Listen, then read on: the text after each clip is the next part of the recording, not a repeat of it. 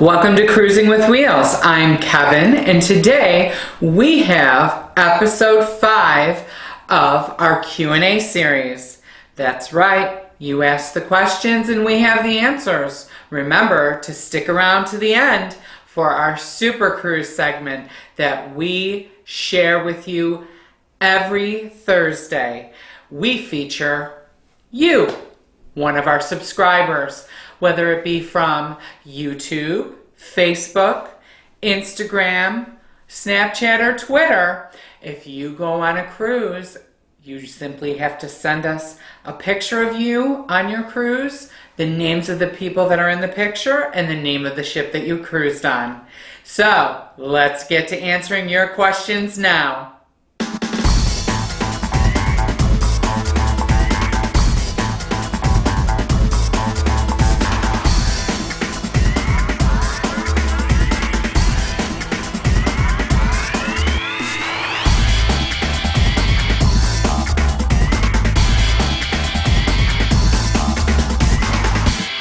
So our first question today comes from Renee West. She said, looks good, could you cut the recipe in half?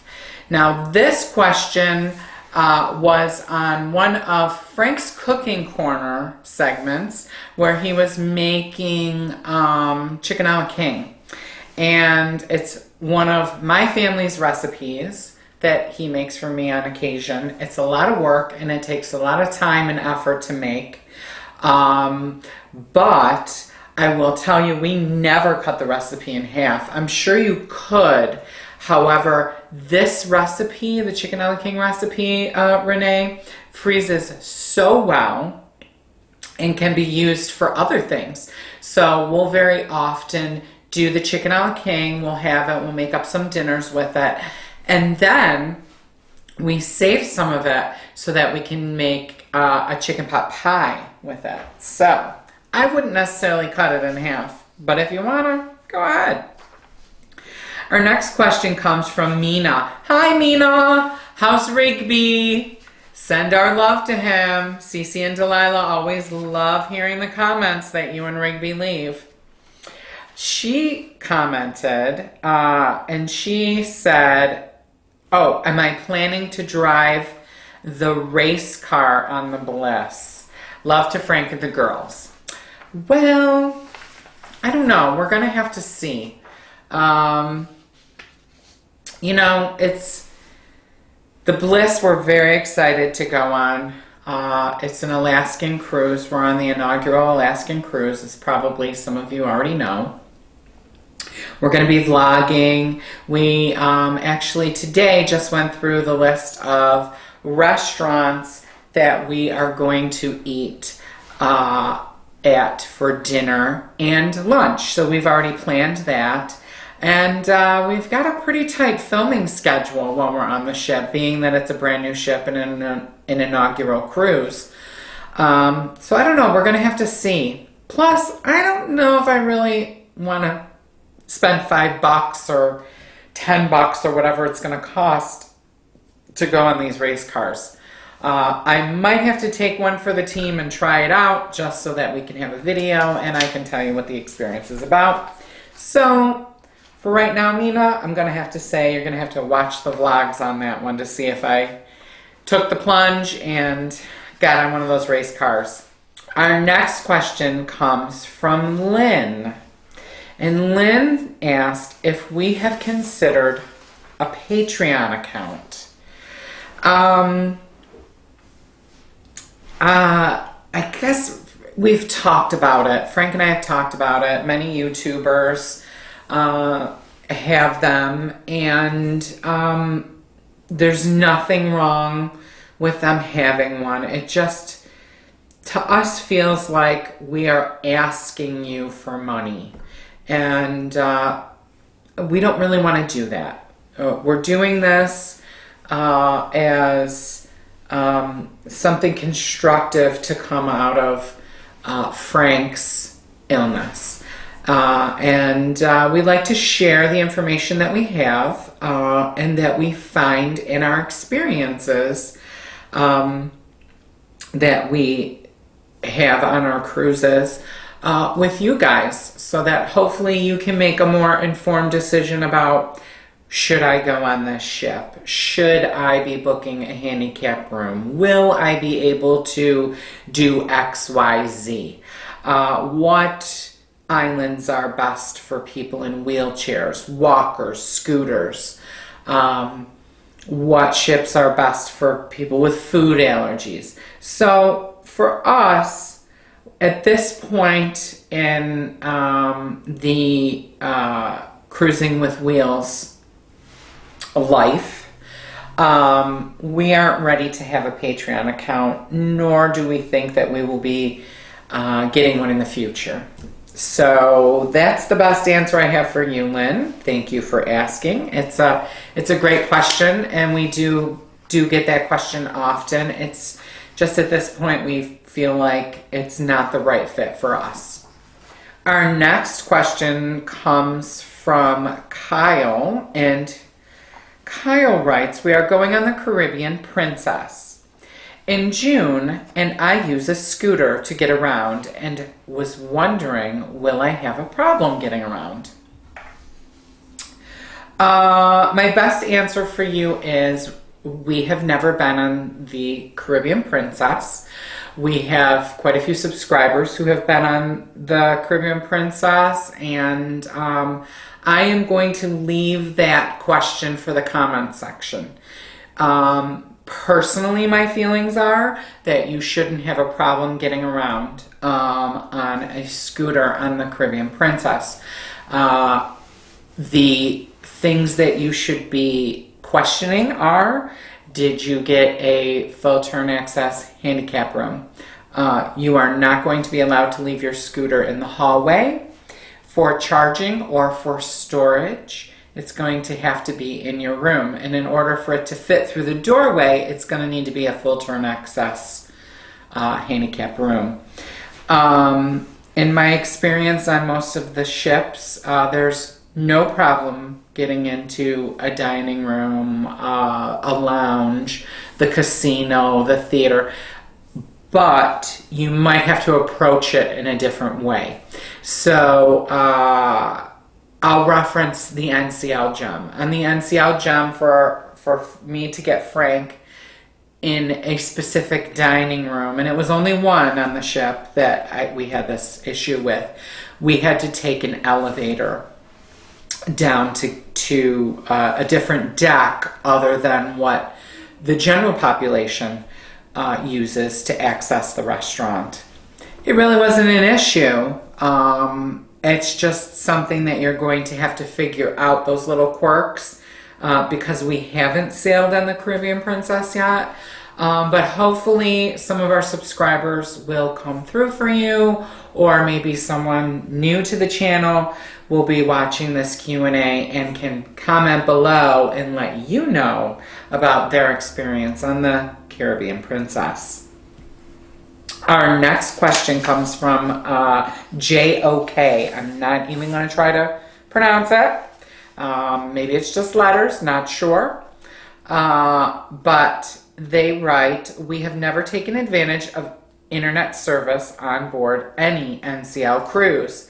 I'm assuming the internet will also work on sea days and not just while in port. Can you clarify? Now, this was in reference to a video that I recently did about NCL's new internet packages. They have 4, to be exact, different packages. And I guess you're asking if it'll work on sea days. And for me, I know that it works on sea days, but common sense would say that it would work, on sea days. You're not hooked through a line while you're parked in port. The internet will actually come through a satellite, kind of like satellite TV. So you will have internet if you get an internet package with NCL on your cruise.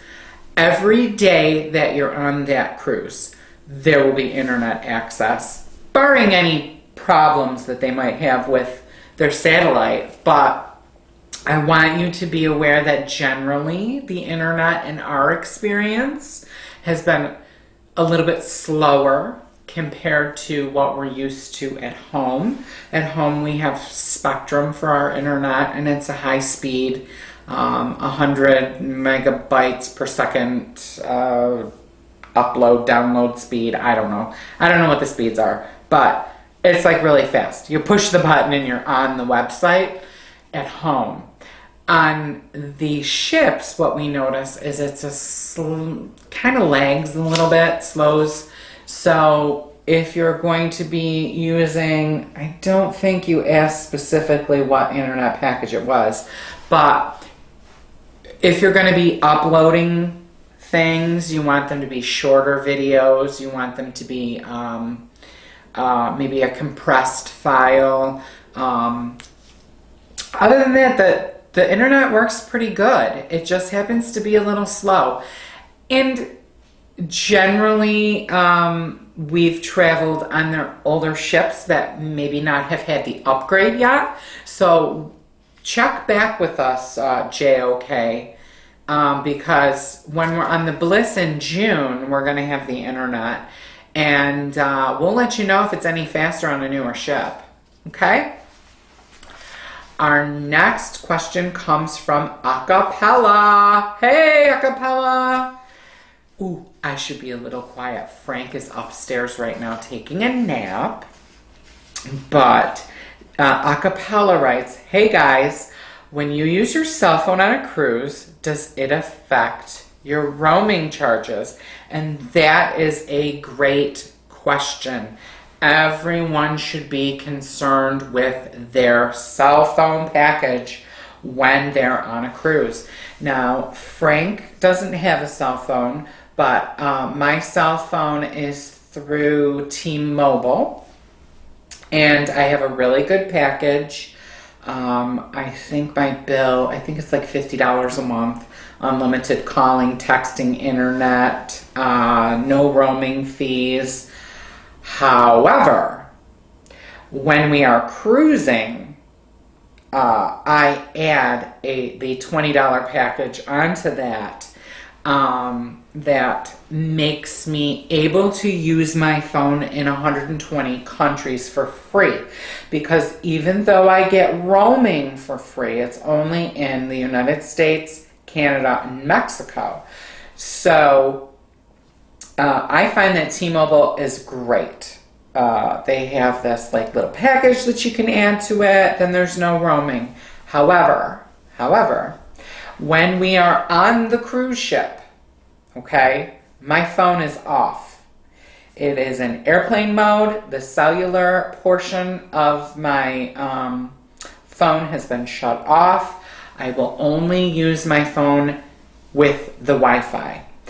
Once we get on shore, say we're going to, I don't know, Roatan, Cozumel, pretty much any place. Once we get off the boat, I wait until we're a distance away, maybe half a mile away, once we're on land per se instead of the dock.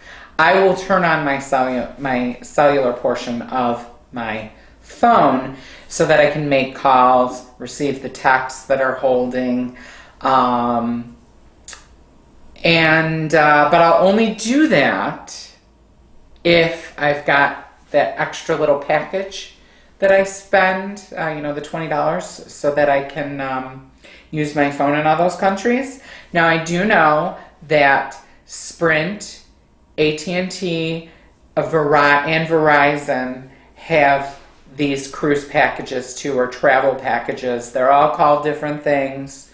Comment below if you're with another provider and you know of a package and maybe the price, but generally these phone plans, the price is going to depend on where you live, what package you already have, and if they offer this package. So I hope that answers your question. And the reason I don't turn my cellular portion of my phone on when I'm on the cruise is, one, I don't want to be bothered with phone calls when I'm on vacation. Two, the ships are generally registered in a particular country. But even though the ship may be registered in Panama and that cell phone tower is registered for Panama, and with my plan, it's free in Panama, the cell signal is bouncing all around all the different satellites and everything, so you never know where that phone call is going to be routed through and whether I'm going to have charges because of it. So we always say, keep your phone off of cellular if you are on the ship, and once you are about a half a mile away, turn it on and you'll be good, as long as you have the amended package added to your cell plan. Hope that helps, acapella. Sorry for it being so wordy. And our final question today comes from Tommy Eaton. Hey, Tommy. He writes, hey, Frank and Kevin. So I've watched your codes video. I am going on my first cruise in May. Will I hear 7 short blasts on the ship's horn for the muster drill as well? And how will I know when the muster drill is? Verbal or horn? Well, out of all the cruises that Frank and I have been on, we have never missed a muster drill, and we've never been confused as to when it will be, whether it was our first cruise or our 50th. So, generally, when you board the ship, maritime law is that they have to conduct this muster drill before it leaves port, or in some cases, within a half an hour of leaving port. So, generally what you'll do is they will sometimes they'll tell you when you check in at the port when the muster drill will be. Sometimes you'll get on the ship and there'll be a sign as you get on that'll say, please keep in mind, muster drill will be at 4:30, blah, blah, blah. Go to your muster station. But always, there is an announcement. And there'll be multiple announcements, most likely, saying, please prepare for muster drill. All crew, please report to their muster areas, because every crew member has a role to play in the muster drill. And frankly, if there is an emergency, that is where that crew member is positioned and posted. So it's a very well thought out and orchestrated ballet, so to speak. And they practice every week for drills for if the ship is sinking, if the ship's on fire, if there's an emergency and they have to evacuate someone off. We were lucky enough when we were on the onNCL Jade cruise recently to film that. I filmed a portion of when the crew was practicing. Everybody else was off in Jamaica, and we were there for 15 minutes and got back on the ship, and they were doing a drill, an abandoned ship drill. So I will link in the description below that, so you can kind of get an idea that, the crew will be dressed a little bit differently. They'll have vests on with different colors. But they will make an announcement. Don't be worried. You won't miss muster drill. And if by any chance you miss it, they're going to come find you. They will find you, because every single person on their roster that's on the ship, everyone that's traveling on the ship, has to go through a muster drill. It's a law. And they have to check you off either a sheet or, I know on the last cruise we were on onNCL, they had for lack of a better explanation, like, you know, those little guns that they have at the grocery store that zaps the product label. Well, you gave them your card, your sale and sign card, and they zapped that sale and sign card to let the ship know that you've shown up for the muster drill. So on the sale and sign card itself, it will tell you what your muster station is. So I would suggest, being that it's your first cruise, and I know we do this on every cruise, is we look at our sale and sign card. We immediately find where our muster station is, and that's where you're supposed to report in case of an emergency. And we familiarize ourselves with where it is. We'll walk there. We'll find it. They can be found on the maps. They could be found, like if this was our cabin and this was our cabin door, it would be on the back of the door here. There would be like a little thing that would say, this is where you are, this is where you have to go in case of an emergency, and this is your muster drill. So don't worry. They'll come finding you if you don't show up. But you won't miss it, Tommy. Until next time, we want to remind everybody to travel safe and cruise often. Take care.